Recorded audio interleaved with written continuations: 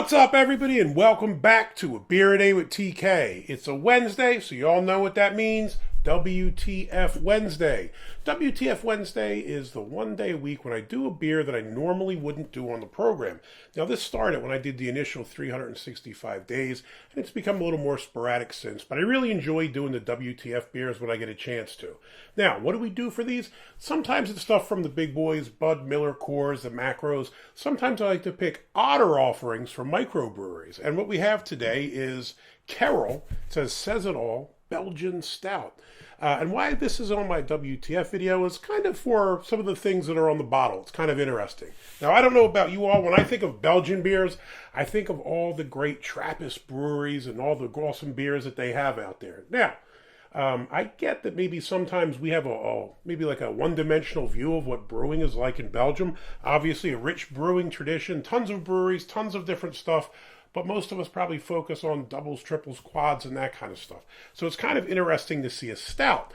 Also interesting is what it says on this little bottle. It kind of looks like one of the old red stripe bottles. It even has a red cap or crown for my Euro friends with a white line across it.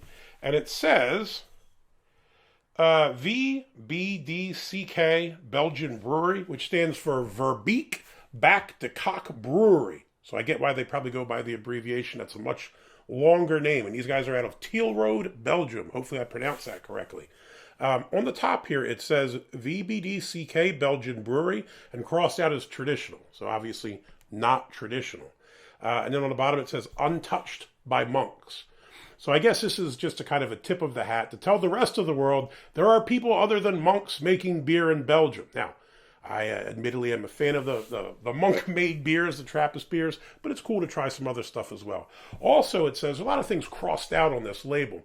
So it says anything can happen to anyone and crossed out, but it usually doesn't except when it does. And again, traditional Belgian beer, traditional has a line drawn through it. So you kind of get the idea. And they have some other stuff written down there as well with, maybe more references to their traditional style of beers crossed out. So it says VBDCK is an independent Belgian family brewery born in the 19th century and reborn in 2015. Kerel is ale by and for independent drinkers. Belgian stout rich with coffee and pure chocolate hints. Ingredients: water, barley, hop, yeast, ale. So that's about it. Product of Belgium. So let's check it out. Like I said, interesting cap. Not sure what the line is, or I don't know if that's for the brewery or if they're supposed to write something on there or what the deal is, but kind of neat. I'm going with the old jam jars, because that's just how we do it. Now, I can't say I've ever had a Belgian stout that I think of. I think this is an 11.2 ounce bottle. It's one weird thing with the Euro bottles. A lot of times they're a little smaller than the others. It does have a date on it, so it looks like it says it's from 6/7/22, so I guess June of 22. 11.2 fluid ounces. And what is this here? There's some kind of, it's the ABV. That's interesting. 5% ABV it says on it.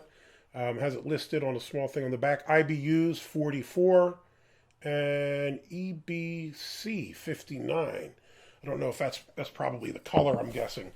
EBC, I'm used to using the SRM thing. Maybe that's what EBC is. So first things first, color. This is dark. Trying to see. I'm in the shed here. It's a beautiful fall day. It's actually quite nice, but I don't have direct sunlight to look through it. But it looks brownish. I wouldn't say that it's black, but it's probably pretty high up there. Maybe like a dark brown, cola-y brown, maybe like a 37, something like that if we're using the SRM chart. As far as it had a nice kind of one-finger khaki head that dissipated kind of quickly, but it looks okay. Let's give it a sniff. I was blessed today. I woke up and I could smell perfectly. My sinuses were clear, and I thought to myself, knock some videos out.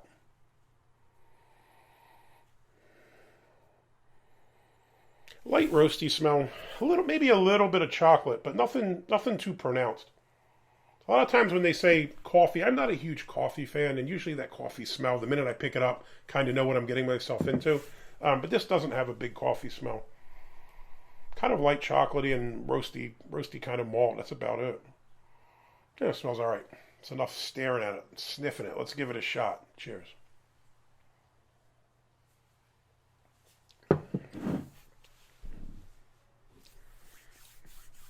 That is different. As you know, I usually hit the body first. Body on this is very light. So for a stout, that's a bit strange for me. I would say medium light, but it is a bit thin, which I think for a lot of us is kind of a deal breaker. I've had this conversation about stouts before. I think Guinness gets a pass for me just because it's kind of, the OG of stouts. I remember drinking Guinness years ago and thinking how heavy it was. But now, years later, you have other stouts and you realize Guinness is actually quite thin. It's light-bodied beer.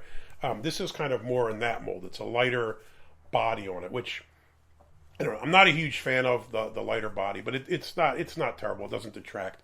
As far as the taste, there are a couple of different things going on in this.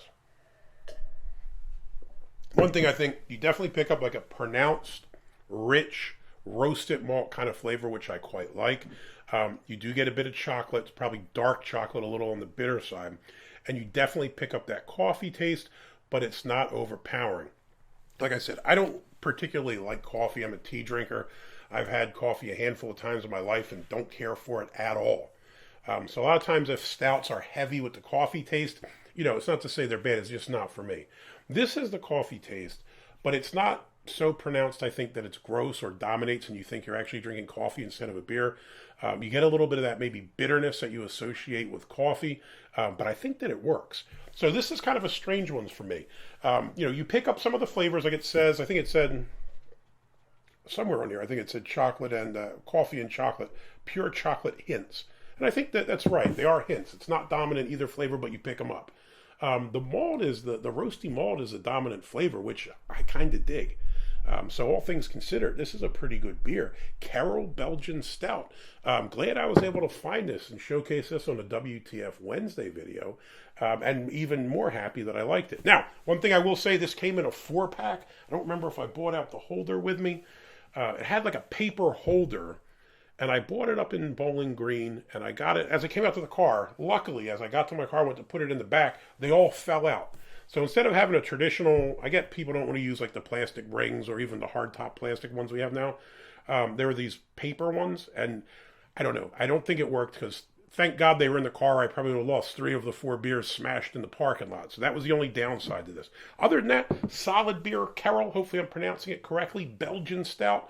It's pretty awesome to be able to try something that's not a double, quad, or triple, or something along those lines, and thrilled that I like it. So big thumbs up, and hopefully you like the video. Give me a thumbs up. You hit that like button. Please hit subscribe if you want to see more videos like this. And always, you got any comments or questions, jump in down below. Have you seen Kerel on the shelves near you? I don't think it had a ton of check-ins. Untappd was a 326, Beer Advocate 385, but if I remember Untappd, it might have had maybe like 6,000 global check-ins, not a whole lot. So maybe this is just starting to pop up on the shores of the U.S. If it is, let me know what you think about it in the comments. Hey, till next time. Cheers.